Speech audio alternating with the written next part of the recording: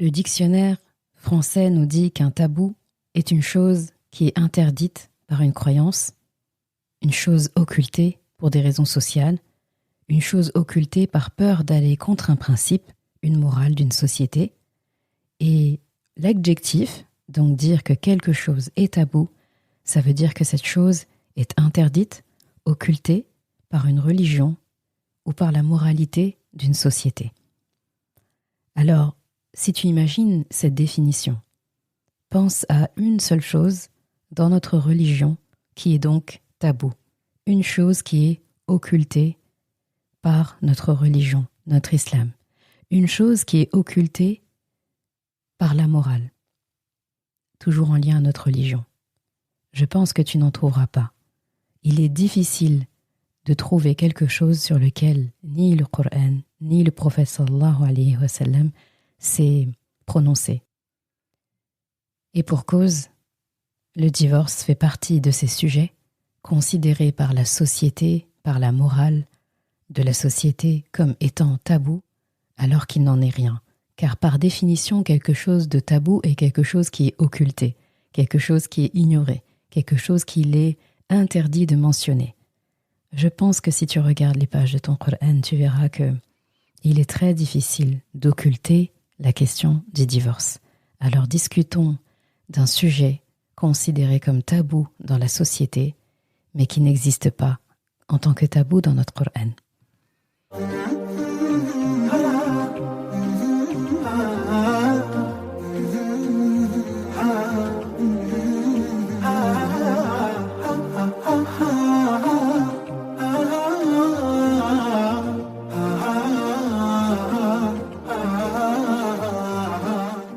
Bienvenue sur Coran de ton cœur, le podcast qui t'aide à reconnecter ton cœur à ton Coran.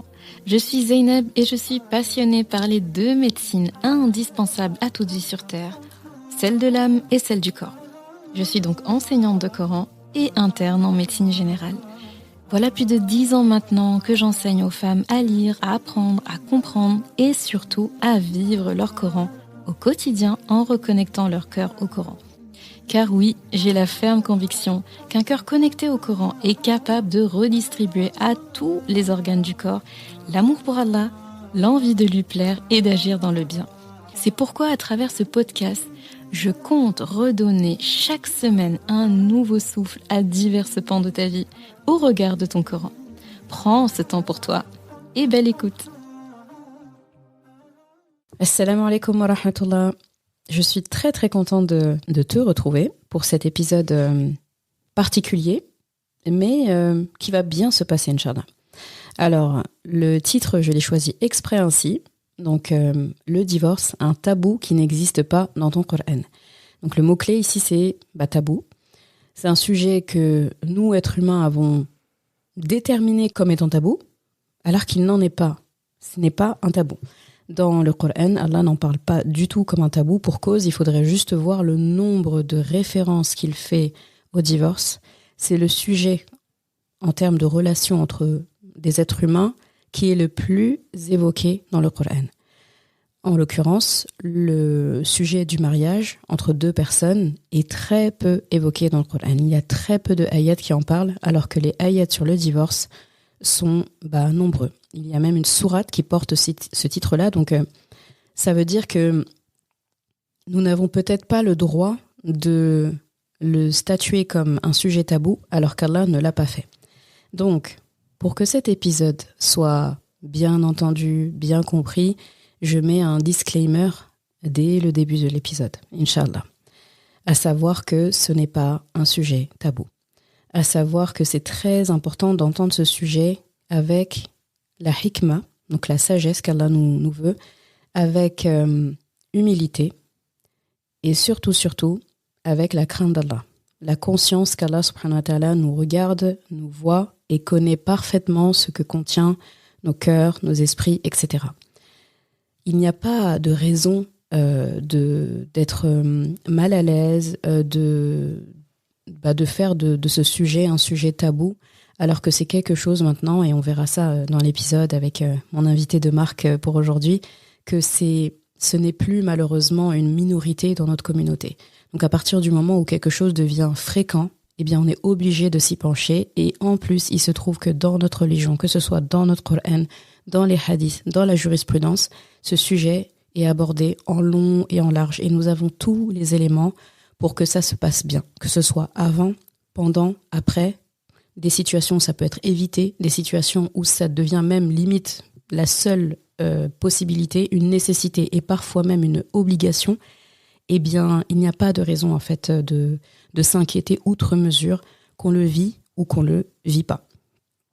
Il se peut aussi qu'en écoutant cet épisode, les hommes qui l'entendent se disent « mais pourquoi est-ce que finalement on a l'impression que tout est du côté des femmes, que qu'il n'est que question de leur intérêt, etc. » Eh bien non. Si on lit bien les textes, si on lit bien le Coran, on verra qu'Allah subhanahu wa ta'ala appelle à la logique, il appelle aux réalités des choses, et ce n'est pas pour rien en fait qu'il a donné à l'homme les responsabilités qu'il lui a données et les droits qu'il lui a donnés, et à la femme les responsabilités qu'il lui a données et les droits qu'il lui a donnés. Si on réfléchit logiquement, si on décide, et si Allah nous a positionnés en position de leader, en position de chef, et que finalement le mariage doit finir ou autre, eh bien cette personne garde la position de leader et la position de responsable et de chef, et il doit se comporter vraiment dans ce sens-là. C'est pareil pour la femme. Du début à la fin, en fait, Allah n'attend d'elle que finalement comment il a constitué ses droits et ses devoirs. C'est une longue introduction, mais c'était nécessaire. Alors, je vais maintenant accueillir mon invité de marque, Maître Soraya Rahmouni, qui est avocate. Je vais la laisser se présenter, elle le fera beaucoup mieux que moi. Et donc, pour cet épisode d'aujourd'hui, je ne me voyais pas le faire toute seule forcément, parce que ça appelle à énormément de règles, de conditions, notamment sur la loi, etc. Et donc, qui fait qu'il faut appeler l'expert, quoi. Donc, Soraya, salam alaikum. Alaikum salam. Je suis très contente d'être là. Après avoir écouté presque tous tes podcasts, je suis très contente de participer à celui-là. Et moi, je suis avocate depuis 15 ans. J'exerce essentiellement en droit de la famille. Donc, je fais énormément de divorces. Et c'est dans ces conditions que je considère que je suis à même de parler de ce que je constate et des enseignements que j'ai tirés de l'observation des couples que j'ai rencontrés au cours de ma carrière. Machallah, je suis très contente de te recevoir aujourd'hui et j'espère que cet épisode sera bénéfique pour tous ceux qui l'écouteront, pour tous ceux qui le transmettront et qu'Allah subhanahu wa ta'ala nous permette en tout cas de dire que ce qui est juste, que ce qui lui plaît, que ce qui est utile à la communauté, comme Rasulullah dit, le meilleur finalement des croyants, c'est celui qui est le plus utile aux autres. Donc on essaie de s'inscrire là-dessus. Alors, Soraya, c'est quoi l'état des lieux aujourd'hui quand on parle de divorce ? Un triste état des lieux, à savoir qu'entre le moment où j'ai commencé mon exercice et aujourd'hui, je constate que les divorces ont beaucoup augmenté. À l'époque, les statistiques parlaient d'un tiers des mariages qui se finissent en divorce. Aujourd'hui, on est à 50%. C'est absolument catastrophique. En 15 ans, d'avoir augmenté comme ça, c'est absolument catastrophique et très inquiétant. Et j'ai envie de parler quand même des causes essentielles, des causes assez récurrentes du divorce. À savoir, il y a beaucoup de divorces pour des questions d'adultère, de caractère, notamment la colère, de violence, d'argent. Et il y a aussi beaucoup de couples qui explosent pour un manque d'implication dans la vie familiale. Et on parle des hommes essentiellement dans cette dernière difficulté. Donc voilà, c'est des sujets à prendre très au sérieux dès le début du mariage. C'est des sujets à discuter aussi souvent qu'il est nécessaire pour faire le point et pour savoir un peu où on en est sur ces questions essentielles.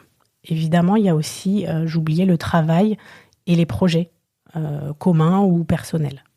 Et j'ai remarqué en plus que, tu me diras, parce que tu as parlé de 50% pour les divorces, mais j'ai remarqué, j'ai regardé aussi au niveau des recherches, contre tout ce qu'on pourrait penser, la communauté musulmane aussi est arrivée à ces statistiques-là. C'est-à-dire là, les 50%, c'est la population générale, mais Absolument. Tu dis quoi de la communauté musulmane ? C'est exactement pareil. Subhanallah, tu vois, il y a aucune. On pourrait croire qu'on est un peu plus épargné parce qu'on a beaucoup de règles à respecter pour pas en arriver là. Pour autant, personne n'est épargné, vraiment. Subhanallah. Du coup, c'est quoi les catégories de couples finalement qui divorcent et qui t'interpellent le plus? Très bonne question, parce qu'il y en a qui m'interpellent dans le sens soit que ça me touche particulièrement, soit que ça me dérange. Mais je vais parler de trois catégories pour moi. La première, dans l'ordre chronologique de la vie, ce sont les très jeunes couples. Là encore, quelque chose que je voyais très peu au début de mon exercice, c'est les divorces à moins d'1 an de mariage. Ah oui. Aujourd'hui, il y en a beaucoup. Beaucoup, beaucoup trop. Il faut savoir que quand on se marie, bien évidemment, c'est un bouleversement. Bien évidemment, tout change. Parfois, on change de région, on change de travail parce qu'on a dû s'éloigner.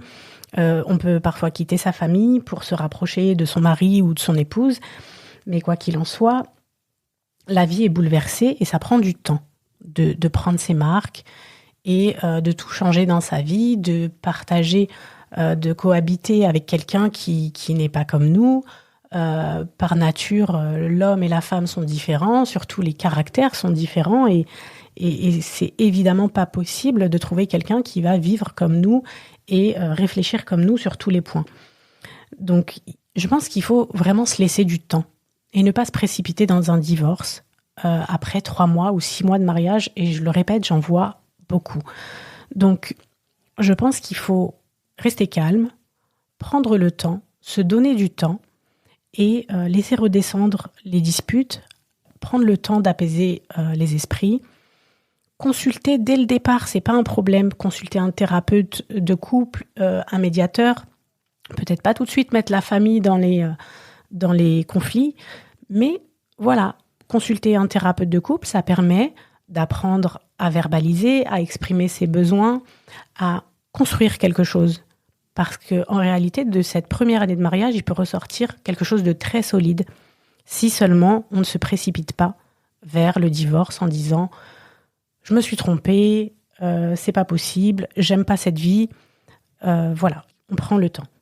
Et on apprend à communiquer. C'est vraiment un apprentissage. Ça va pas se passer bien tout de suite. On va s'apprendre tous les deux et on va se construire. La deuxième catégorie qui me rend vraiment triste, c'est ce que j'appellerais le divorce postpartum.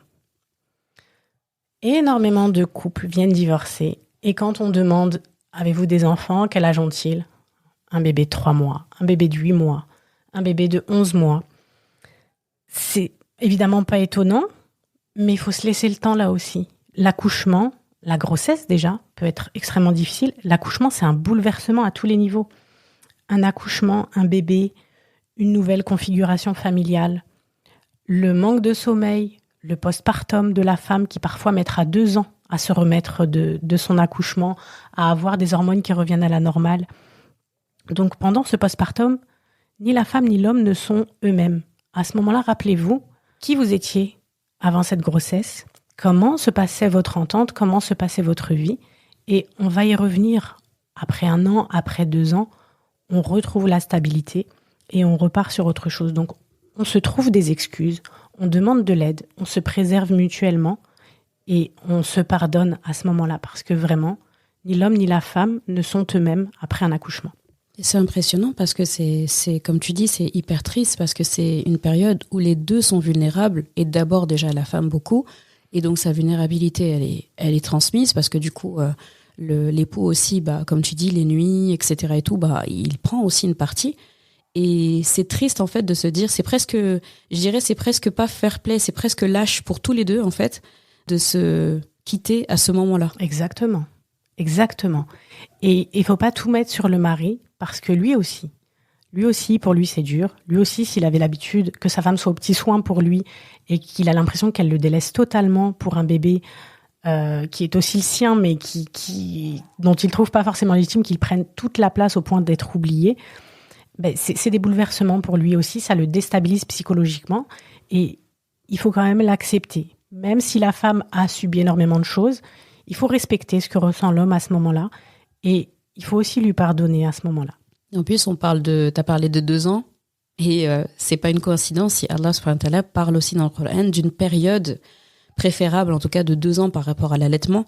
Et donc, il faut se dire que tant que la femme elle est allaitante, au niveau des hormones, il n'y a pas cette régulation, en tout cas qu'elle a en dehors du postpartum. Donc, comme pour dire, laissez-vous une marge de 2 ans pour vous réapprendre avec cette nouvelle mayonnaise familiale finalement qui se fait, parce qu'à chaque enfant, en fait, c'est des avenants au contrat, hein, les enfants, en fait, à chaque fois. Ah oui, oui. Et chaque postpartum peut se passer différemment. Il y a un postpartum qui va peut-être très bien se passer avec 3 petites journées de dépression et ça va mieux. Mais il y a des postpartums qui tournent en dépression réellement et ça nécessite des soins et vraiment il faut être un soutien à ce moment-là l'un pour l'autre. Et il existe même des dépressions postpartum chez les hommes, ce qui est plus rare mais qui existe. Donc vraiment soyez indulgents. Soyez indulgents l'un envers l'autre. Et je répète, trouvez-vous des excuses. Voilà pour le divorce postpartum. Il y a une dernière catégorie. Celle-là, elles sont toutes tristes en réalité, mais celle-là, elle est triste, mais avec vraiment une grosse amertume. C'est les femmes de plus de 60 ans qui divorcent. Elles pleurent beaucoup. Elles pleurent énormément. Elles pleurent tout le temps. Et c'est terrible de voir ça. Ce sont des femmes qui s'étaient jurées de ne jamais divorcer, qui s'étaient jurées de tout supporter, parce que culturellement, on ne divorce pas, parce qu'elles avaient décidé de ne jamais imposer un divorce à leurs enfants, ou elles croyaient ne jamais s'en sortir seules. Et à l'approche de la retraite de tous les deux, ou seulement du mari, si elles ne travaillaient pas, elles appréhendent, ou alors la retraite arrive et elles réalisent que là, on va passer tout notre temps ensemble dans la maison. Et c'est insurmontable. En réalité, quand l'homme allait travailler, qu'on se voyait 2-3 heures par jour, ça passait. Mais quand on se retrouve tous les deux au domicile, ça devient impossible, en fait, de partager cette vie. Parce qu'elle a plus son temps de répit. Le peu qui lui servait à tenir, elle l'a plus. Voilà. Elle a plus son temps pour elle. Il est constamment dans la maison, en train de tourner, en train de parler, de faire des reproches, des critiques, d'observer tout ce qui se passe. Et elle a plus cette liberté dans la journée qui lui permettait de se recharger pour supporter la vie avec monsieur. Donc, à ces femmes, j'ai envie de dire qu'il n'est jamais trop tard. Si cette vie maritale est une souffrance, même si vous avez déjà 65 ans ou 70 ans, il n'est jamais trop tard pour finir sa vie sereinement. Et on oublie vite un passé chaotique quand on se crée un présent apaisé. Même si on gagne 5 ans de vie dans la paix, ça sera toujours ça de gagner. Et c'est pas moi qui le dis. Je suis loin d'avoir cet âge-là. Mais les clientes que je rencontre, quand elles font ce divorce, elles me disent « Heureusement que je l'ai fait. Mieux vaut tard que jamais. » Là, l'expression prend tout son sens. Et c'est comme si c'était une nouvelle vie, en fait, peu importe l'âge. Donc, il n'est jamais trop tard pour vivre sereinement, se sentir en sécurité et s'apaiser. Et cette catégorie m'amène à parler à celles qui risquent d'aller jusqu'à ce point. Celles qui se disent « je ne divorcerai jamais ». J'ai envie de dire que si on souffre beaucoup dans un mariage, s'il y a des violences notamment, et on y reviendra sur les violences parce qu'elles ne sont pas forcément physiques, mais j'ai envie de dire qu'on n'est pas dans un mariage pour souffrir, on n'est pas dans un mariage pour patienter, coûte que coûte. Vous n'êtes pas la plus méritante si vous avez supporté le plus, et personne ne vous félicitera, vous n'aurez pas de médaille à la fin, et vous ne pourrez vous en prendre qu'à vous-même. C'est-à-dire que même vos enfants, pour qui vous êtes restés, pour qui vous avez cru devoir rester, pourront vous le reprocher en vous disant « mais nous, on t'a pas demandé de rester là-dedans ». Et c'est pas la peine de nous faire culpabiliser en disant que tu t'es sacrifié. Vraiment, il y a des propos qui sont extrêmement difficiles. Donc vraiment, essayez de visualiser votre vie future une fois que les enfants seront partis. Et qu'est-ce que vous allez devenir après ce sacrifice ? Vraiment, posez-vous des questions. Toutes ces femmes qui ont décidé de rester toute leur vie le regrettent. C'est une des choses qu'elles disent. J'aurais dû le faire avant. Donc voilà, posez-vous les bonnes questions. Et surtout, quand je t'entends parler, je me dis, c'est comme ce que tu as dit. Et en fait, en islam, nous, c'est pas notre credo en fait de dire jamais, et c'est pas notre credo aussi, tu sais, la phrase typique, pour le meilleur et pour le pire, jusqu'à ce que la mort vous sépare. C'est pas notre islam. En fait, nous, il y a pour le meilleur. Quand les gens ils disent bah comment ça pour le pire, ça veut dire au moins de problème on s'en va. Mais non, pour le meilleur et pour le moins meilleur. Mais le pire, non. Le pire, quand il y a le pire qui va arriver, ça veut dire tu prends la porte de sortie. Et jusqu'à ce que la mort vous sépare, bah ça aussi c'est pas l'islam qui le dit. Parce que dans ce cas, bah combien de compagnons, combien même de prophètes. Il y a des prophètes qui ont été touchés par ça. Je pense à Ibrahim alayhi salam quand il vient rendre visite à son fils Ismaïl en son absence et qui trouve une femme et lui demande alors comment est ta condition, etc. Elle fait que se plaindre. En tout cas, elle dit plein de choses qui laissent penser à Ibrahim alayhi salam que c'est pas la bonne personne ou que son fils aussi n'est pas la bonne personne pour celle-là vu qu'elle a des demandes qu'il ne peut pas lui donner. Et en partant, il dit bah tu lui passeras le salam et que tu lui diras de changer le seuil de sa porte. Et quand Ismaïl alayhi salam rentre chez lui, donc elle raconte, il y a un vieux monsieur qui est venu, il a dit ça. Est-ce qu'il t'a demandé quelque chose avant de partir? Est-ce qu'il m'a confié quelque chose? Et après il dit oui, il a dit que tu dois changer le seuil de ta porte. Il dit écoute, c'était mon père, prophète Ibrahim alayhi salam, et il vient de m'envoyer le message de il faut qu'on se sépare. Et là, on pourrait se dire, c'est arbitraire, etc. et tout. N'oublions pas que là, c'est un cas exceptionnel où on parle d'un prophète qui a une connaissance d'Allah qui voilà, c'est Allah qui lui insuffle les choses. Et la même scène s'est passée cette fois-ci avec une épouse plus adaptée, en tout cas, à Ismaïl alayhi salam. Et là, il lui avait dit, prends bien soin du seuil de ta porte. Donc, c'est pour dire que les prophètes ont été touchés par des situations compliquées, on va dire. Les femmes aussi, des femmes pieuses. On a des cas aussi dans le Coran et en fait, à aucun moment on a dit pour le pire reste, à aucun moment on t'a dit patiente jusqu'à la mort, non. Donc et au niveau juridique aussi, que ce soit la loi islamique ou la loi française ou peu importe, il y a des conditions et il y a des solutions pour le divorce. Donc ça veut dire que si c'était jusqu'à ce que la mort vous sépare, le mot divorce ne doit pas exister déjà. C'est très intéressant ce qui vient de se dire. Je me suis dit que avant de te poser la question de comment éviter le divorce, il faut que je glisse ma ayah qui a motivé l'épisode du jour. Et c'est Bismillahirrahmanirrahim. وإذا طلقتم النساء فبلغن أجلهن فأمسكوهن بمعروف أو سرحوهن بمعروف ولا تمسكوهن ضرارا لتعتدوا ومن يفعل ذلك فقد ظلم نفسه ولا تتخذوا آيات الله هزوا واذكروا نعمة الله عليكم وما أنزل عليكم من الكتاب والحكمة يعظكم به واتقوا الله واعلموا أن الله بكل شيء عليم. Lorsque le délai de viduité de la femme répudiée touche à sa fin, vous pouvez soit la reprendre de façon convenable, soit la libérer de façon convenable. Mais ne la retenez pas dans le but de lui nuire injustement. Quiconque agirait ainsi se montrerait injuste envers lui-même.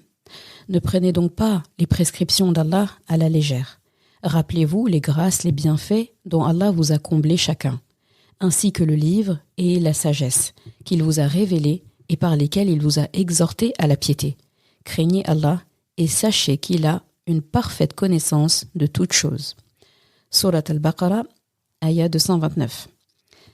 Donc moi j'ai choisi cette ayah, Soraya. Je t'explique pourquoi j'ai choisi cette ayah, parce que je l'aime bien, je l'appelle un peu la ayah cessez le feu. C'est une ayah qui parle à la fois de si vous décidez de rester ensemble et si vous décidez de vous séparer. Donc dans les deux cas, craignez Allah et ayez la conscience d'Allah. Dans les deux cas, Allah sait parfaitement ce que vous êtes en train de faire.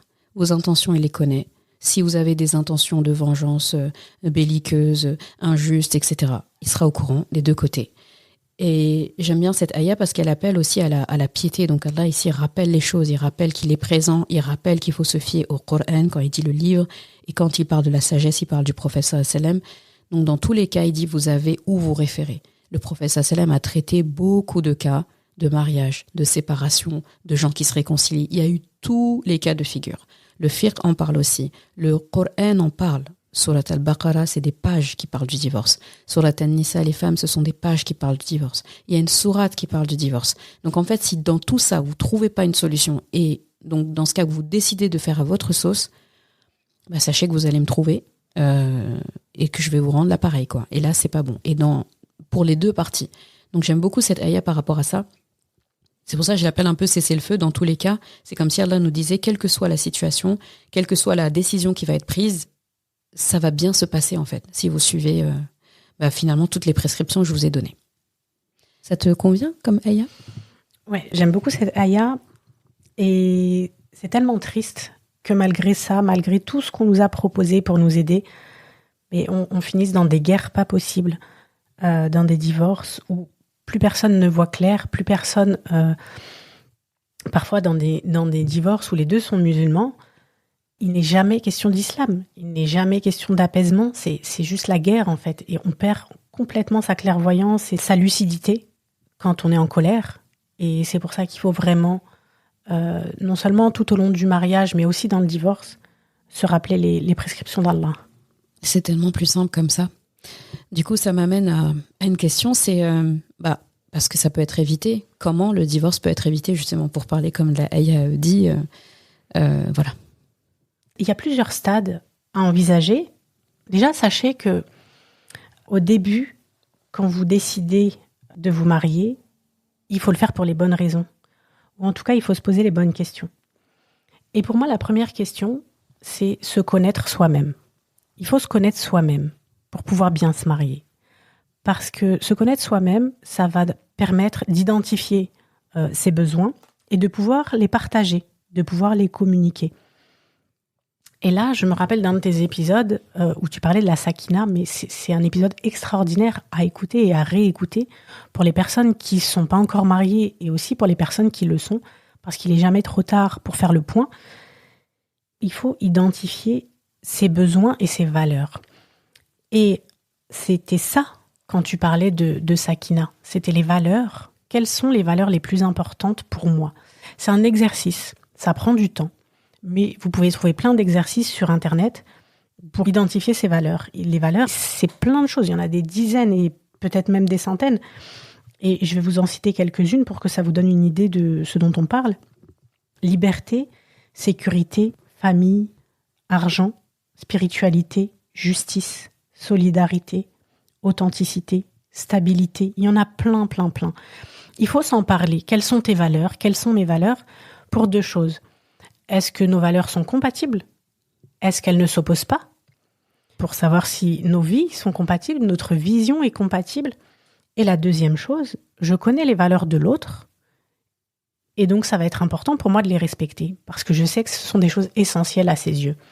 Si, je ne sais pas moi, tu as une valeur essentielle dans ta vie qu'est le travail, et que pour moi, c'est pas du tout important, mais si je sais que ça fait partie de tes valeurs, je sais que notre couple devra prioriser ton travail parce que c'est quelque chose de très important pour toi. Pareil pour la solidarité. Si je sais que la solidarité, c'est une valeur essentielle à tes yeux, je vais savoir que le jour où je me montre pas solidaire avec toi, tu vas en souffrir, tu vas être blessé.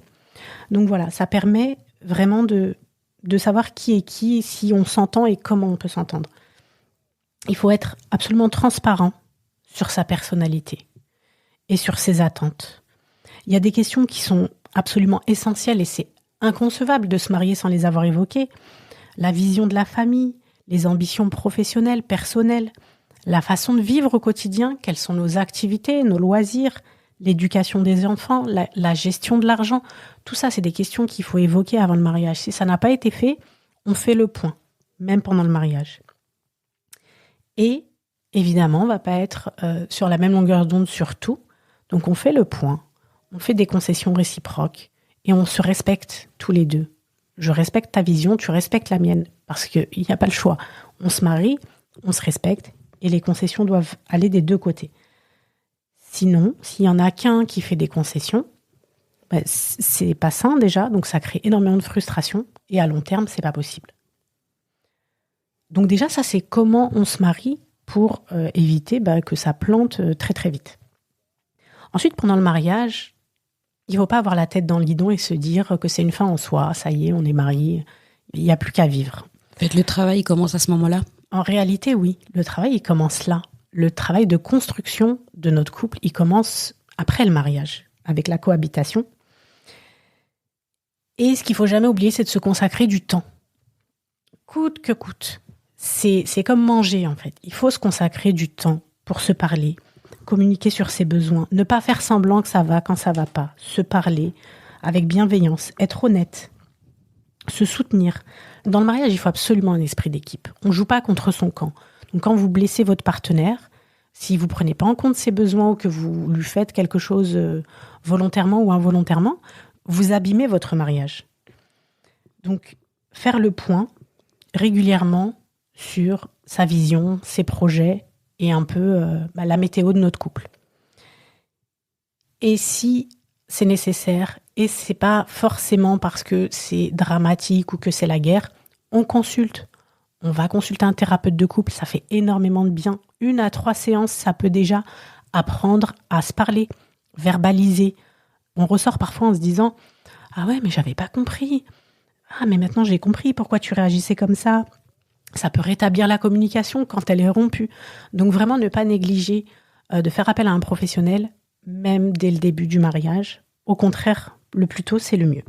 C'est comme la santé physique. Quand ça va pas et je commence à avoir trop de symptômes et je sais pas c'est quelle maladie ou bien je veux savoir qu'est-ce que c'est, on a ce réflexe d'aller consulter.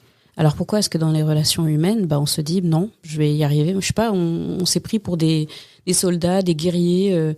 Et puis on essaye, on n'a pas de stratégie, mais on se dit ça va fonctionner. On n'a pas de stratégie et on n'est pas des pros, c'est pas notre métier, chacun son métier. Les gens sont là pour ça, on les sollicite, on essaye, ça coûte rien d'essayer. Il y a autre chose aussi que c'est vraiment important de le dire. Alors c'est pas interdit de se confier, mais il faut pas trop écouter les conseils des amis, des copains, des copines, qui sont pas du tout mal intentionnés, encore que ça peut arriver, mais qui sont mauvais conseillers le plus souvent. Dans la majorité des cas, ils donnent de mauvais conseils, pas volontairement, mais parce qu'ils croient pouvoir se mettre à votre place et vous disent simplement ce qu'ils auraient fait à votre place ou ce qu'ils croient qu'ils auraient fait à votre place. Mais quand vous avez une amie qui vous dit « Ah, mais moi, à ta place, j'aurais fait ci et j'aurais fait ça », et quand son tour arrive, elle fait pas du tout ça, c'est bien la preuve qu'on est mal placé pour donner des conseils dans des situations aussi importantes. Concernant la famille, moi, j'ai l'impression, et je dirais honnêtement, ça dépend vraiment de qui sont les membres de votre famille à qui vous avez envie d'en parler. Je dirais évidemment qu'il ne faut pas rester seul et isolé à vivre quelque chose d'absolument dramatique, des violences ou quoi, sans en parler. Mais sauf cas extrême, effectivement violence, je pense qu'il faut éviter de parler trop tôt à sa famille parce que vous allez passer à autre chose, vous allez reconstruire, réparer, vous réconcilier, mais vous aurez donné une mauvaise image de votre conjoint à votre famille qui aura beaucoup plus de mal à l'oublier. D'ailleurs, le Coran parle aussi de ça, quand il dit quand la femme craint ou l'homme craint, et là il parle de nushuzan avant de faire intervenir quelqu'un. Nushuz, c'est vraiment quand il y a une vraie nuisance en fait, un truc où clairement vous pouvez pas les régler seul. Il parle pas de petites chamailleries à propos du lave-vaisselle, et donc c'est vraiment un truc où ça vous dépasse, où clairement en gros vous pouvez pas être à la fois le problème, la solution. Il faut une aide extérieure. Et même là quand il évoque ça, eh bien il parle de la famille, de l'entourage, des proches, et il précise bien, il n'a pas dit un membre seulement de sa famille à elle ou de son entourage à elle et un membre de son entourage à lui. Il a utilisé le terme hakaman min ahlihi wa hakaman min ahliha. Et hakam, dedans il y a le hukm, il y a la hikma, il y a la sagesse de quelqu'un qui est sage, qui sait prendre les bonnes décisions et qui ne le fait pas par intérêt. Et ça, il faut que, si il doit y avoir une intervention, il faut que ce soit quelqu'un qui connaît bien chacun des deux parties, chaque personne en tout cas qui connaît son parti entre guillemets et qui a la sagesse qui va avec. On peut pas prendre n'importe qui. Voilà, et ça implique ne pas être trop impliqué émotionnellement et pouvoir rester objectif. Exactement. C'est-à-dire que si c'est, je sais pas, le cousin du père, même éloigné, même qu'on voit pas souvent, mais qui a la réputation de pouvoir réconcilier, apaiser, être objectif et la réputation d'un bon médiateur, on l'appelle. On n'appelle pas la première personne qui va nous défendre. C'est pas des avocats qu'on amène avec nous. Exactement. Parce qu'on est dans cette idée de sulh, comme le dit la Aya, de réconciliation. Voilà. Pas de guerre mondiale.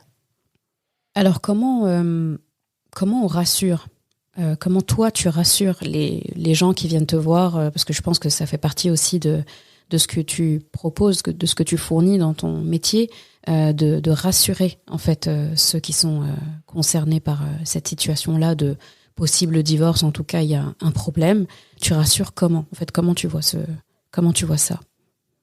Effectivement, ça fait partie de ma mission que de rassurer. Et quand j'entends ce mot, spontanément, je pense aux femmes, essentiellement, qui ont besoin d'être rassurées sur plein de choses. Là, je pense que je vais vraiment m'adresser aux femmes, ou parler des femmes en tout cas, mais c'est pas avec un parti pris, ça vient d'un constat simple et absolument évident, et c'est pas que mon constat. Tous les confrères à qui j'en parle le constatent aussi avec moi. Ce sont les femmes, essentiellement, qui sont victimes d'injustice. Essentiellement, majoritairement, je n'ai pas dit que certains hommes ne sont pas victimes d'injustice, mais ça reste une minorité. Et donc, ce sont les femmes qui sont les plus vulnérables dans le mariage et dans le divorce. Et ce sont elles qui vivent l'injustice et la peur. Donc, ce sont les femmes qu'il faut rassurer, et surtout les femmes qui ruminent parfois des mois, des années, une potentielle séparation, toutes seules dans leur tête et dans leur coin, sans avoir les informations nécessaires pour se projeter dans une éventuelle séparation. Et c'est pour ça qu'il faut consulter un avocat, une assistante sociale, une association, pour écarter plein d'idées reçues de votre esprit, parfois des idées que votre conjoint vous a mises dans la tête, pour vous dissuader d'envisager ce divorce. Et les craintes que j'entends souvent, je vais en citer quelques-unes. La première, je ne travaille pas, j'ai pas d'argent, la maison est à lui, donc je vais perdre mes enfants. Ou alors, il a dit qu'il me ferait passer pour folle et qu'il me priverait de mes enfants. Il refusera le divorce, si je veux partir, c'est à condition que je quitte le domicile ou que j'abandonne mes enfants. Autre crainte, je ne m'en sortirai jamais seule. Encore, je vois souvent, moi je suis originaire d'une ville lointaine, si on divorce, j'aimerais me rapprocher de mes parents, car je n'ai personne ici, mais il ne me laissera pas partir. Et globalement, ces craintes, elles sont pas du tout fondées. Donc, on va voir quelqu'un, un professionnel, qui va nous rassurer sur ça et va dire « Mais non, ça n'arrivera pas en fait. Non seulement on n'écoutera pas simplement monsieur parce qu'il a décidé de dire que vous êtes folle pour vous priver de vos enfants. Le domicile conjugal, il est à vous deux. Vous pouvez en avoir la jouissance, même si c'est un bien propre du mari. On ne vous imposera pas une résidence alternée si vos enfants sont trop petits, si vous vous entendez trop mal ou si vous habitez trop loin l'un de l'autre. Donc, en fait, ça, c'est des exemples simplement pour dire, tant qu'on n'a pas interrogé un professionnel, il faut arrêter de se mettre des idées pas possibles en tête ou d'aller sur les réseaux sociaux, sur des forums pour poser des questions à des gens qui ne sont pas dans votre situation et qui vont vous dire « moi, il m'est arrivé ça », mais vous n'avez pas l'intégralité des circonstances du dossier, donc on ne peut pas se comparer. Subhanallah, quand je t'entends parler, effectivement, on est d'accord que tout ça participe à alimenter le tabou autour de divorce, toutes ces croyances limitantes, comme c'est à la mode de dire aujourd'hui, des croyances limitantes, et on est d'accord que ce sont des croyances qui sont ni dans la juridiction française et des autres pays aussi, ni dans notre juridiction en islam, en fait. C'est écrit nulle part, tout ça, en fait. Il y a aucune objection. En fait, au contraire, la religion peut émettre énormément d'objections à ces croyances-là. Et finalement, si c'est ni dans la loi, ni donc les lois d'Allah, ni aucune loi, on est d'accord que dans ce cas, ces croyances-là viennent de l'homme, de l'être humain, je veux dire. Et l'être humain. Et en fait, je me dis vraiment, l'être humain, il est parti chercher ça où, en fait? Et c'est pour ça, quand tu as parlé des forums, tu as parlé des réseaux, etc., peut-être qu'il va aller chercher là-bas, en fait. Dans les peurs. Parce que les gens qui sont sur des forums ou sur les réseaux sociaux en train de raconter des choses, C'est ceux qui vivent des situations exceptionnelles, catastrophiques. C'est pas quand ça s'est passé normalement qu'on vient raconter. On vient raconter le truc de fou qui nous est arrivé. Donc vous allez trouver que des trucs de fou, en fait. On a le pire, en fait. On n'a pas le meilleur sur les forums. Donc c'est ça. assez... Donc on va pas se faire une vérité avec ça. Donc on va voir une association, une assistante sociale. Il y a des consultations gratuites dans les mairies, dans les tribunaux, dans les maisons de la justice. Sur une consultation de 20 minutes, vous allez déjà pouvoir vous rassurer sur le fait que votre vie, elle va pas exploser, que vous n'allez pas être privé de vos enfants ou vivre la plus grande injustice. La loi française est là pour vous protéger, que vous soyez marié civilement ou pas. C'est-à-dire qu'un mariage simplement religieux va aussi vous permettre, pas le mariage religieux devant le droit français, mais le fait d'avoir des enfants avec quelqu'un, ça vous permet d'avoir des pensions alimentaires, d'avoir même la jouissance du domicile conjugal. Ça, c'est assez récent, mais ça existe. Vous pouvez avoir la jouissance d'un domicile qui appartient à votre époux alors que vous n'êtes même pas marié avec lui. Si vous avez la résidence des enfants, vous avez le droit à 6 mois de jouissance, surtout s'il y a eu des violences. Vous pouvez avoir une ordonnance de protection. Si vous n'allez pas voir quelqu'un, un professionnel pour vous rassurer, vous ne le saurez jamais. Vous allez rester en panique dans votre coin. Alors que quand une femme parle de divorce, quand une femme veut divorcer, ça n'est jamais sur un coup de tête, ça n'est jamais pour rien et ça n'est jamais pour peu de choses. Ça, je l'ai déjà dit, mais quoi qu'il en soit, les femmes patientent énormément avant d'en arriver là. Donc, elles ont le droit de l'envisager en connaissance de cause. Et subhanallah, si on regarde bien, c'est très pertinent ce que tu as dit, ça m'a fait penser au fait que si on regarde vraiment de près, la loi française est parfois presque superposable, presque à l'identique en termes de droits des enfants qui sont dans ce mariage, des femmes aussi beaucoup, et sur les responsabilités aussi de l'homme. Donc il est logique en fait, quand on dit que l'homme est le premier responsable, dans le sens il a la responsabilité de la maisonnée et que c'est lui qui va être questionné en premier, eh bien on voit que ça se cale presque parfaitement à la loi islamique.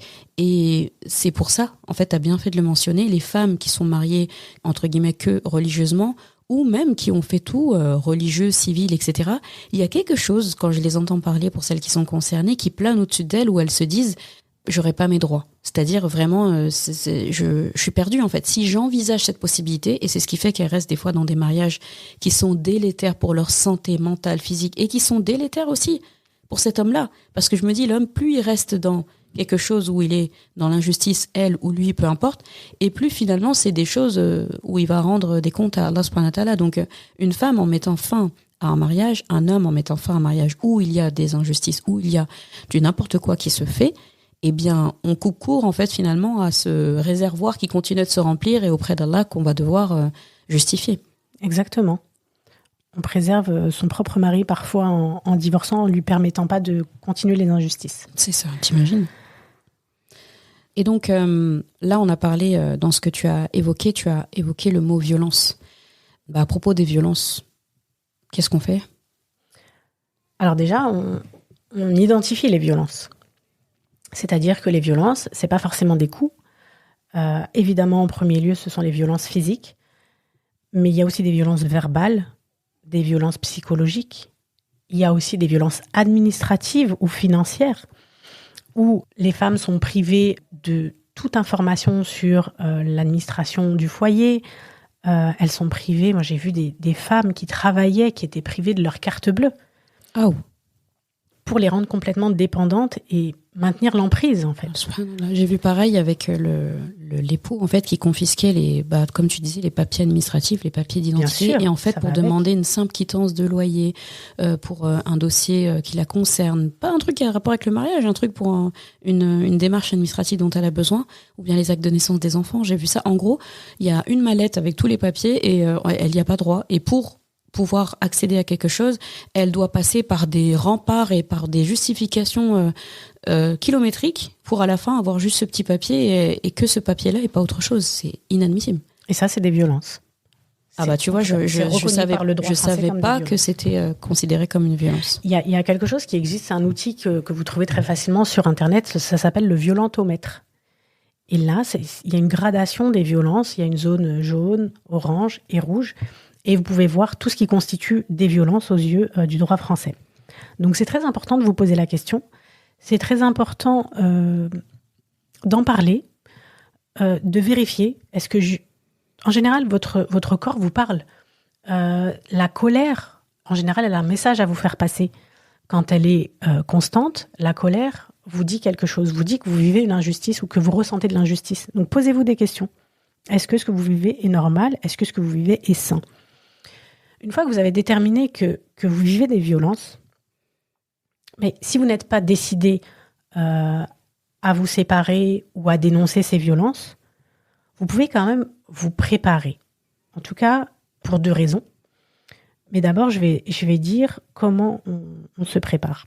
La première chose, la plus importante, même si ça nous paraît improbable ou impossible de dénoncer un jour ces violences, ça coûte rien de garder des traces de ces violences. De garder des traces, des certificats médicaux, des photos, des SMS qu'on met de côté dans un petit dossier au cas où. Ensuite, si on se dit, on a assez peur de se dire « je vais jamais m'en sortir seul », ben on se prépare.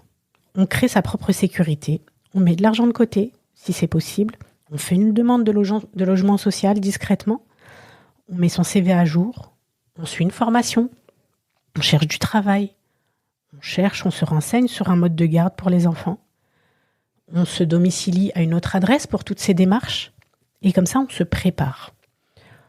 Au mieux, vous aurez amélioré votre vie. Au pire, vous serez prête pour une nouvelle vie. Mais dans tous les cas, ça va vous donner de la force. Ça va vous montrer que vous êtes capable. Ça va améliorer votre confiance en vous. Et les peurs irrationnelles, elles vont s'éloigner. Et on parle de faire les choses, comme tu dis, discrètement, etc. En tout cas, se préparer. Il ne faut pas, pour celles qui sont concernées, que ça vous donne l'impression que vous volez, que vous trichez ou quoi que ce soit. Vous trahissez. Voilà, c'est un droit. Hein. Donc vous là, protégez. Voilà, exactement. Vous récupérez un droit à vous, en fait. Hein. Mais faites-le intelligemment, compte tenu du contexte, effectivement. Voilà. On prend ses précautions. Si on n'a jamais besoin d'en parler, que ça s'apaise ou que ça s'arrange, c'est pas grave. C'est pas perdu. Vous n'avez parlé à personne, il n'y a pas de problème. Mais au cas où ça tourne vinaigre, on est prêt. Donc, effectivement, si vous décidez un jour de sauter le pas, parce que souvent, je dis pas tout le temps, et moi, je suis pas de ceux qui disent un homme qui a frappé une fois frappera toute la vie. C'est pas réel, c'est pas une vérité. Il y a des hommes qui ont déjà porté un coup, qui sont passés devant le tribunal, qui ont eu une sanction et qui n'ont plus jamais levé la main sur leur femme. J'en vois plein. Donc, il n'y a pas de règle, mais quoi qu'il en soit, si vous décidez de sauter le pas, grâce à ces preuves de violence, les photos, les certificats médicaux, les SMS que vous échangez avec monsieur qui évoque ces événements, ou avec vos amis, ou avec votre famille, grâce à ces éléments, vous pourrez obtenir une ordonnance de protection si jamais ça se passe très mal. Une ordonnance de protection, c'est une décision du juge aux affaires familiales qui éloigne très très vite, en quelques jours, monsieur du domicile, même si c'est sa maison, et qui lui interdit de vous approcher. Là, vous êtes protégé. Ce juge peut également prendre des décisions sur les relations du père avec les enfants. Il peut même priver temporairement ce père d'un droit de visite sur ses enfants. Il peut décider que ce droit de visite s'exercera dans une association. Il détermine les pensions alimentaires en attendant cette ordonnance, qui est certes très violente pour un homme, mais qui est nécessaire et qui n'est que provisoire en attendant une décision plus pérenne du juge aux affaires familiales. Si, avec tout ça, même sans plainte, vous pouvez obtenir ça. Vous pouvez également déposer une plainte qui va très certainement placer monsieur sous contrôle judiciaire en attendant son jugement et qui va vous permettre de vous sentir en sécurité parce qu'il n'aura plus le droit d'approcher le domicile et de vous approcher. Et enfin, si vous n'êtes pas prête à faire tout ça, mais que simplement vous voulez partir, arrêtez avec cette histoire de « je ne peux pas quitter le domicile, on m'a dit que c'est un abandon du domicile familial, on me le reprochera ». Non. En tout cas, devant les tribunaux, personne ne vous le reprochera. Si vous avez les capacités de partir, avec vos enfants, vous n'aurez kidnappé personne et vous ne vous serez enfui de nulle part. Vous êtes libre de déménager, même si un juge ne vous y a pas autorisé. Il n'y a pas de problème avec ça. D'accord. C'est très, très concis, très intéressant. toutes ces informations, de les connaître. On dit que n'est pas pareil celui qui sait et celui qui sait pas, tu vois. Donc, barakallahu fik de nous permettre de connaître et de savoir. Comment on procède, du coup, une fois que la personne a pris la décision, en tout cas, de consulter, de mener une action, en tout cas, par rapport à un mariage qui semble pas pouvoir aller de l'avant? Comment on procède? Très simplement, ça peut sembler parfois comme une montagne à gravir, mais en réalité, il n'y a qu'une chose à faire, c'est pousser la porte d'un cabinet d'avocats pour poser des questions. Et cet avocat vous expliquera tout. Non seulement le déroulement de la procédure, vos droits, qu'est-ce qui risque d'arriver dans votre situation, quelle est la décision probable que va prendre le juge, qu'est-ce qui peut arriver, qu'est-ce qui est complètement improbable, vous rassurer sur plein de choses et vous accompagner à chaque étape. En réalité, cet avocat, vous n'allez pas le voir des dizaines de fois. Il va se charger des choses une fois que vous aurez vidé votre sac et confié votre problème. Il va certainement vous demander quelques documents et vous poser quelques questions, mais en réalité, après, vous lâchez prise. Et si vous n'avez pas les moyens de payer un avocat, que vous avez très peu de revenus, que vous avez que des allocations de la CAF, par exemple, vous pouvez faire une demande d'aide juridictionnelle. De deux manières. Soit vous consultez un avocat qui accepte l'aide juridictionnelle, il va vous faire une lettre à mettre dans le dossier d'aide juridictionnelle, comme quoi il accepte d'être désigné au titre de l'aide juridictionnelle, c'est-à-dire gratuitement. Soit, si vous n'avez pas trouvé d'avocat qui l'accepte, ou que vous ne souhaitez pas chercher, vous déposez directement votre dossier, sans préciser, et il vous sera désigné un avocat autour de chez vous, qui sera compétent en la matière. Commis d'office, quoi. Voilà, c'est un peu ça. Donc vraiment, sur l'avocat, moi, je conseille quand même d'aller les rencontrer, de ne pas attendre que le bureau d'aide juridictionnelle désigne quelqu'un. Téléphonez, voyez un avocat, sentez-le, parce que le rapport de confiance est extrêmement important. Dans un dossier comme ça, vous confiez votre vie et choisissez quelqu'un vraiment qui prend le temps, non seulement de vous expliquer, mais aussi de vous écouter. Si vous ne vous sentez pas à l'aise dans un cabinet d'avocat, ou si vous ne vous sentez pas rassuré en sortant, c'est peut-être pas le bon. Je me permets, parce que je te connais très bien, Soraya. Je t'ai vu à l'œuvre, je t'ai vu gérer des dossiers de connaissances. Tu es, machallah, donc toi qui m'écoutes, je te le dis, si tu connais des femmes qui sont concernées par la situation et qui cherchent une avocate, bon, j'espère que tu n'auras pas 1000 personnes qui viendront toquer à ta porte en même temps, on va dire, sur des années peut-être, mais en même temps, voilà. Et j'espère qu'on arrivera à un niveau où la communauté n'aura même pas besoin d'autant consulter. Mais je sais que celles qui viennent à toi sont entre de bonnes mains, sont bien accueillies, que tu prends le temps, que tu délivres du conseil, que tu écoutes, que tu n'es pas... comme certains ont peur, en fait, dès qu'on parle de divorce, tu ne fais pas l'apologie du divorce, je pense. Ah, pas du tout. Voilà, au contraire, t'as déjà reçu des personnes, en fait, qui sont venues et qui venaient pour divorcer. Et qu'est-ce que tu leur as dit Et ça m'est arrivé plusieurs fois. Ça m'arrive, sur les doigts des deux mains, ça m'est arrivé. Mais quand même, quand je sens qu'un divorce est arrivé trop vite sur la table, ou que... je sens qu'il y a beaucoup de frustration, beaucoup de tristesse et qu'on aurait pu faire autrement, on aurait aimé faire autre chose. Je dis, mais vous êtes sûr? Et ça m'est arrivé de faire repartir des gens en disant, je ne suis pas prête à prendre votre dossier maintenant et je pense que vous n'êtes pas prêt à divorcer maintenant. Faites ça, ou ça, ou ça, ou j'envoie en thérapie ou quoi. Et j'ai plein de gens qui ne reviennent pas. Et je pense à eux, parfois, ils ne me rappellent pas. Mais je pense à eux parfois et c'est ma petite satisfaction de me dire que je n'ai pas foncé dans le dossier alors que ça semblait un peu pas la bonne solution, on va dire. Et j'ai beaucoup de gens que j'ai renvoyés comme ça et qui ne sont pas revenus, à qui je dis faites ça et puis après vous revenez si ça n'a pas marché. Et c'est la plus grande satisfaction dans mon travail, c'est le jour où je divorce pas les gens. Et pareil, là aussi, si vous ne vous sentez pas à l'aise avec ce divorce ou si... vous recevez une lettre de votre conjoint ou de l'avocat de votre conjoint qui vous demande le divorce, allez voir un avocat, parce que la lettre vous dit d'aller voir un avocat, et dites-lui, moi j'aurais voulu qu'on ne divorce pas. Et les avocats sont là aussi pour ça. Il y a des spécialistes de la médiation, il y a des avocats qui se forment, c'est très très à la mode, et dites à votre avocat, je ne veux pas divorcer, est-ce qu'on peut tenter une médiation ? Et on est là pour ça, et on est très heureux de le faire. Si cette médiation n'aboutit pas à une réconciliation, au moins, on pourra discuter des conditions du divorce et de qu'est-ce qui est le mieux pour chacun. Une fois qu'on aura exprimé ses craintes et ses besoins, on aura une solution qui conviendra à tous les deux et on pourra la faire homologuer par le juge aux affaires familiales. Donc vraiment, ne faites jamais l'économie. Si vous le sentez dans votre cœur, demandez une médiation, demandez à votre avocat d'engager une médiation avec l'avocat adverse. Et en plus, j'ai envie de dire, votre couple et le besoin justement de faire les choses bien le mérite. En fait, il faut vraiment se poser la question, qu'est-ce que je suis prêt à investir, à mettre en temps, en tout, en fait, pour que les choses se passent bien. Donc, en fait, finalement, ça revient à la valeur, à nos valeurs et aux valeurs, en fait, qu'on s'accorde à soi, qu'on accorde à l'autre, qu'on accorde au couple et aux enfants, s'il y en a, en fait. Et aux enfants. Et ce sont les premières victimes parce que nous, on est des adultes. On a fait nos choix, mais les enfants n'ont rien choisi. Et ils méritent au moins, même si on n'a pas réussi notre mariage, qu'on réussisse notre divorce pour eux. Tout à fait. Non, c'était un sujet très bien abordé, Macharna. Donc, je continue mon propos de tout à l'heure.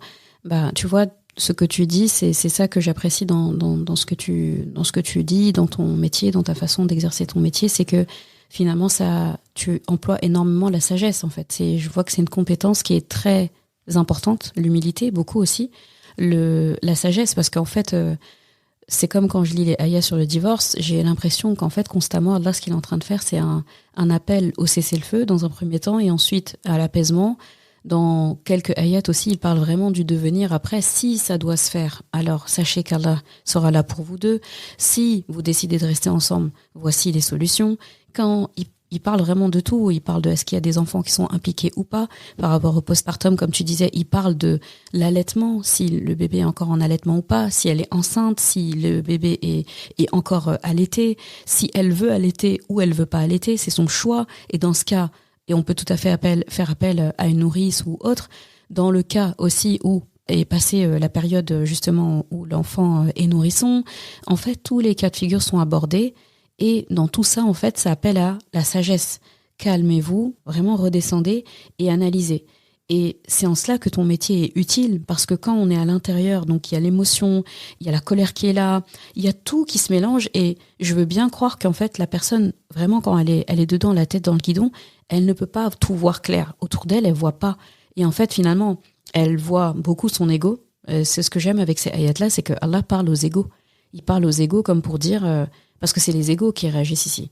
L'homme comme la femme, et j'aime dire que l'ego de l'homme est plus mis à l'épreuve, et c'est pour ça que dans les ayats qui parlent du divorce, Allah s'adresse presque systématiquement plus à l'homme qu'aux femmes. Quand il parle aux femmes, si vous remarquez bien, il parle d'elles à la troisième personne. Quand il parle aux hommes, il leur parle à eux, la plupart du temps, à la deuxième personne du singulier ou à la deuxième personne du pluriel. Donc en disant vous, vous, vous. Pourquoi ? Parce que il sait que des deux, celui dont l'ego est le plus mis à l'épreuve, c'est l'homme. Donc c'est comme s'il le prenait un peu entre quatre yeux et disait « Attention, je suis là, attention, fais attention ». C'est-à-dire, un qawwam peut divorcer. Un homme qawwam peut divorcer. Parce que les torts sont partagés, tout n'est pas la faute de l'homme ou la faute de la femme. Et en fait, il est en train de dire que même dans ton process de divorce, tu peux rester qawwam. Pareil pour les femmes. Et ça, c'est classe. Voilà, et c'est très important. Et en fait, ça aussi, j'aimerais d'ailleurs qu'on finisse par ça, que moi, mon credo dans la vie, c'est un peu ça, c'est fais le bien et fais le bien. Donc, faire le bien et bien le faire. Tu vois, t'as fini ma phrase tête. C'est-à-dire, tu sais que c'est mon train de vie. Donc, faire le bien et bien le faire. Et en fait, un divorce, ce n'est pas obligé d'être dans la souffrance, j'appelle ça ensanglanté, tu vois. Vous n'êtes pas obligé d'en venir aux mains ou d'en venir aux mains verbalement, en fait. Vous n'êtes pas obligé, c'est pas obligé d'être moche. Ça ne doit pas être moche, en fait. Et on a toutes les clés pour que ça se passe bien. D'ailleurs, il y a une ayah où Allah dit « Fa'imsakum bi ma'ruf aw tasrihum bi ihsan ». Donc, soit vous restez ensemble bil ma'ruf, donc conventionnellement, il faut que les règles de bienséance soient réglées, soient bien imposées. Et après, il dit et ou bien vous vous séparez, et là il emploie le mot ihsan. Donc il y a un passage dans le Baqara où il va dire ma'rouf dans les deux cas, et il y a un cas où il va dire laissez-vous, donc séparez-vous bil ihsan. Ihsan ici c'est l'excellence. Ihsan en fait c'est juste au-dessous de la perfection. Il y a la perfection que l'être humain ne peut pas atteindre finalement parce qu'il est perfectible, et juste en dessous de l'ihsan, donc finalement le maximum de ce qu'on est capable de faire, eh bien c'est l'ihsan. Et donc c'est comme la relation avec les parents en fait. Il dit qu'il faut faire preuve de ihsan avec les parents. Et c'est paradoxal parce qu'on pourrait dire on peut pas atteindre la perfection.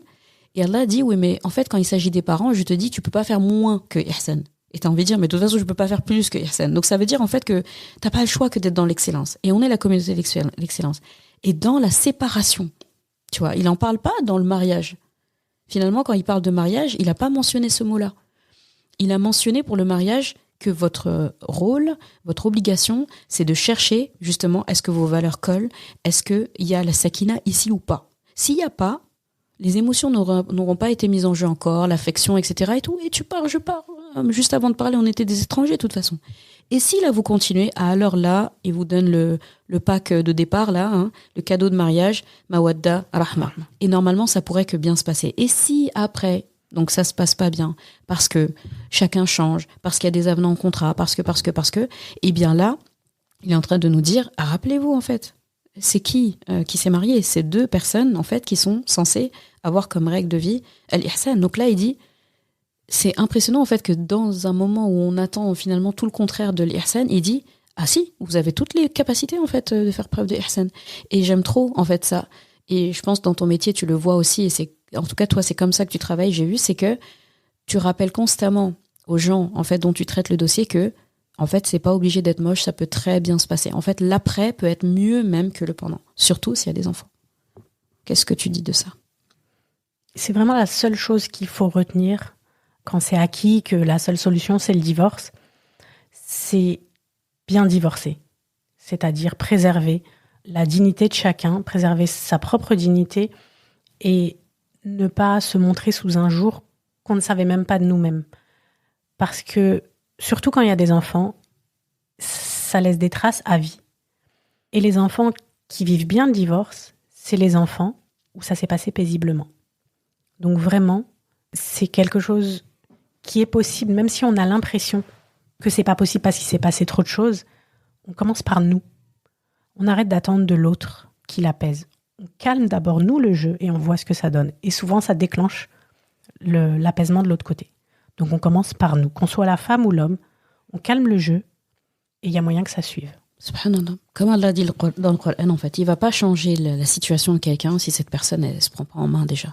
Donc et il l'a promis en plus. Il a dit si vous faites preuve de piété, il va s'occuper en fait de vous deux. Il dit et s'ils se séparent, donc wa in yatafarraqa yughnillahu kullam min sa'ati. Donc et s'ils se séparent, Allah, donc là il parle de richesse, mais dans tous les sens du terme, il va s'occuper et enrichir chacun de son côté par rapport à ce dont il a besoin. Peut-être que l'homme, quand il quitte ce mariage, il y a ça qui est un peu dans les chaussettes, il y a ça dont il a besoin, il y a ça. Et donc Allah, c'est comme s'il dit, tes réservoirs, je m'en occupe. Et à la femme, ses réservoirs, je m'en occupe aussi. Donc en fait, normalement, si on a bien fait les choses, et c'est pas un problème en fait, c'est pas... Encore une fois, c'est un problème en fait quand le mariage n'a pas fonctionné, mais c'est pas obligé en fait d'être un malheur à vie, d'accord? Et ça, c'est un sujet que j'aborderai dans le prochain épisode avec mon invité pour la partie 2. C'est en fait que des gens meilleurs que nous, bien meilleurs que nous, se sont séparés. Et si vous regardez bien, à chaque fois, ça s'est passé dans la dignité, dans la plus grande des dignités. Regardez juste le prophète sallam et tous les cas qu'il a traités, ça s'est passé dans la dignité. Parce qu'il était là déjà, et parce qu'il a employé que ce que le Coran disait et sa propre sunna. Et c'est pas obligé d'être moche. Et encore une fois, meilleur que des gens bien meilleurs que nous, on les prend séparément, on les regarde, on va se dire, mais en fait, on n'oserait pas dire un mot de trop par rapport à eux. Et pourtant, ils se sont séparés. Et aujourd'hui, on va avoir des gens qui se séparent, et deux bonnes personnes qui se séparent, et là on va leur jeter des pierres, on va leur jeter toutes sortes de choses en fait. On a envie de dire mais tu jetterais les mêmes pierres en fait à ce compagnon et à son ex-épouse? Bah non, et bien en fait c'est presque la même situation là. Et ben je sais pas. Donc c'est très important en fait de se dire que, encore une fois, c'est vraiment le message de la fin, que quelle que soit la situation où on se positionne, que ce soit avant, pendant, après, et souvent le après, c'est plus long que le avant des fois.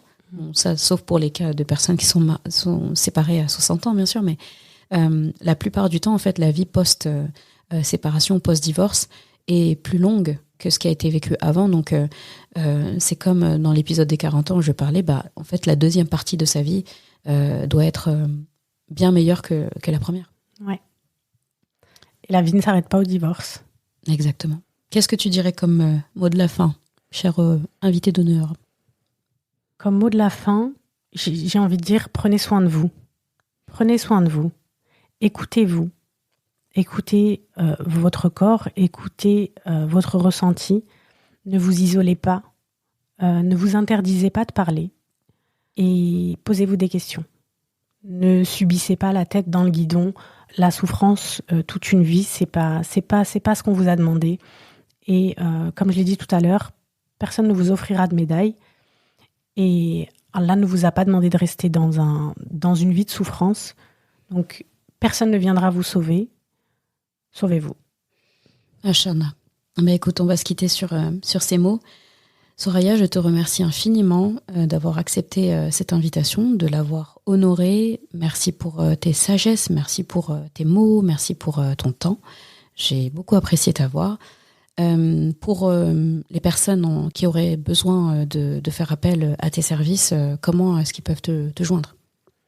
Alors déjà, c'est moi qui te remercie pour ton invitation et je suis très contente d'avoir pu partager ces mots parce que c'est des choses que j'ai envie de dire au plus grand nombre, que je dis individuellement en consultation, mais que j'ai besoin de faire savoir parce que ça commence un peu à me déprimer d'entendre toujours les mêmes choses et toutes ces fausses croyances. J'ai créé un compte Instagram il y a pas très longtemps où j'essaye vraiment de simplifier les procédures, de donner un maximum d'informations sur tout ce qui est procédure en matière familiale, démarche, et vraiment dans un souci de simplification, j'essaye d'expliquer un peu, de donner des conseils pour savoir comment faire et par où commencer, donner quelques pistes de compréhension. Je vous invite à vous abonner sur Instagram pour me lire. Je mettrai le lien dans les notes de l'épisode. Et ça, vraiment, ça va aider quand on sait pas par où commencer ni quoi faire. Ça peut beaucoup aider. En tout cas, c'est le projet. Eh bien, je te remercie, Soraya, et je te dis à bientôt. À bientôt. Merci à toi. Salam alaikum. Alaikum salam. Merci d'avoir écouté cet épisode. Et comme toujours, si ce podcast t'a apporté du bien, alors une chose à faire, t'abonner pour ne rien rater. Et si il te semble pouvoir être utile à d'autres personnes, sens-toi libre de le partager et même de laisser un commentaire et la note de ton choix sur ta plateforme d'écoute préférée. Ce sera une belle manière de me faire savoir que ce podcast doit continuer et être écouté par le plus grand nombre. Je confie à Allah subhanahu wa ta'ala le soin de préserver ta foi, ton honneur et ton cœur. Je te laisse à présent passer un bon moment avec ton Coran et je te dis à vendredi prochain pour un nouvel épisode. Assalamu alaikum wa rahmatullah.